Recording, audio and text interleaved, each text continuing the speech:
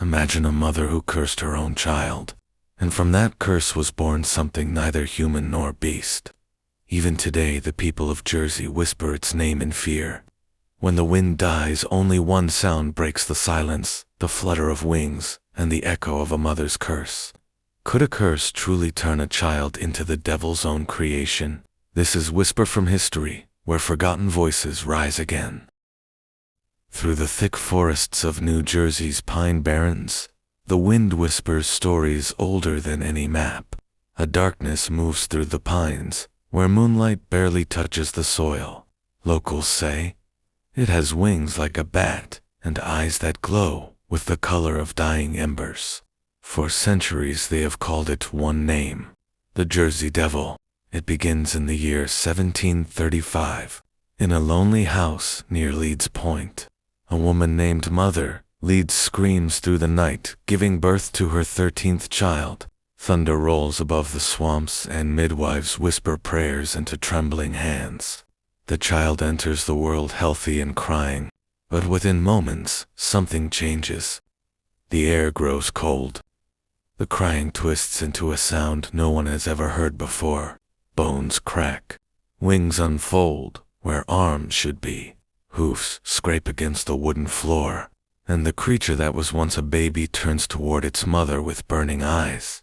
Then it disappears into the darkness of the pine forest, never to be forgotten.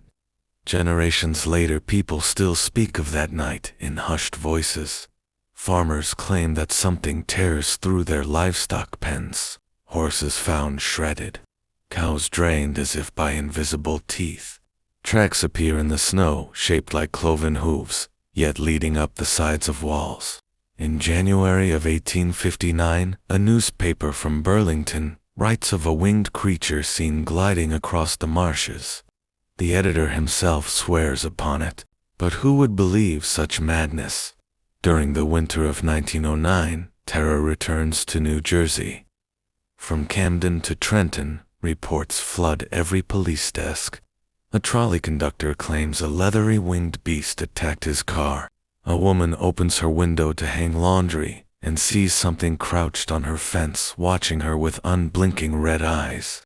Children refuse to go to school. Mothers keep their doors locked even during the day.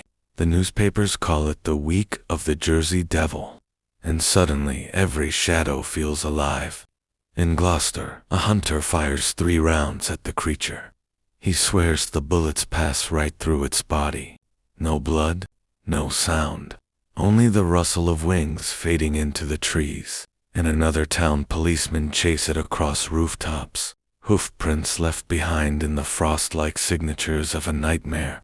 One officer lifts his lantern to a rooftop edge and mutters, "Whatever that thing is, it is not of this earth." But what was really happening behind the curtain? Some historians say the sightings were born of panic, that the legend of Mother Leeds became a symbol of fear itself, a reflection of the wild unknown that hid within the vast Pine Barrens. Others whisper of experiments, secret colonial rituals, strange lights in the forest long before electricity. The truth hides between folklore and memory. In the early 1900s, a circus owner named Phineas Taylor Barnum offered a $10,000 reward for the creature's capture. No one ever claimed it. Yet in taverns and farmhouse kitchens, people continued to talk. Old men swore they had seen it perched upon church steeples. Hunters found deer carcasses high in the branches where no animal could climb. And late at night, if you listened closely, you could hear the flapping of wings through the pine needles. By 1951, the legend rose again. A group of teenagers from Gibbstown claimed a creature chased their car for miles down a dirt road. The driver said it looked part kangaroo, part horse, part bat. When police arrived, they found deep marks in the sand, like talons dragging through the earth. A nearby farmer lost 3 goats that same night. The town slept with guns under pillows. The fear was real. But this was only the beginning.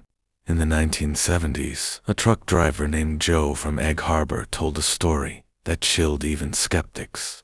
Driving through the pines at midnight, His headlights caught something standing in the middle of the road. It was tall, too tall, with long, thin legs and wings that seemed to stretch wider than the truck itself. He hit the brakes. The creature didn't move. It simply stared.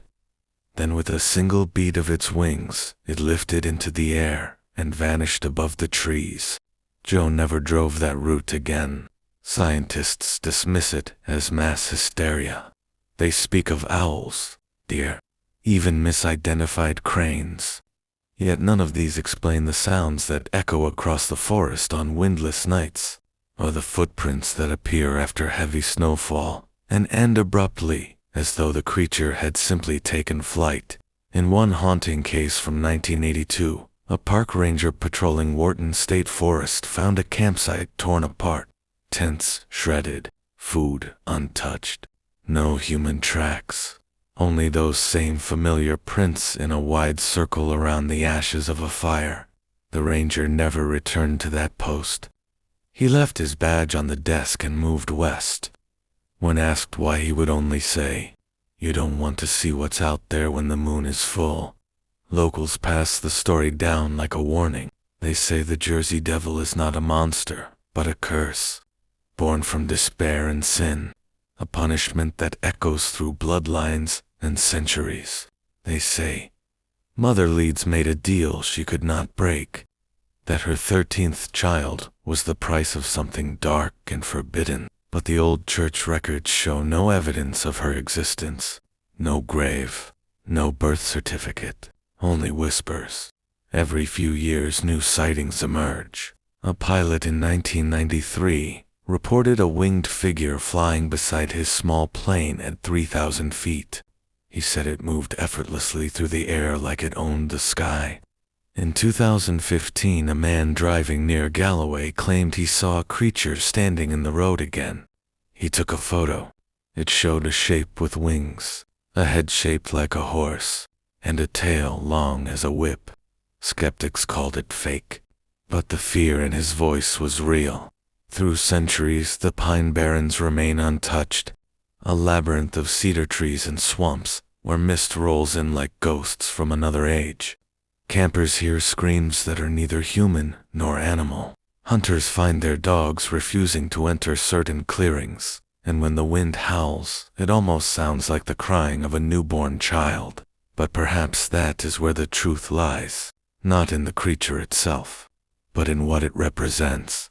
Fear of the unknown, guilt passed from generation to generation, a story that outlived its teller. Still, there are those who swear they have felt its presence. A hiker lost in the woods for 3 days claimed something followed him silently. He never saw it, but every time he stopped to rest, he heard wings above him.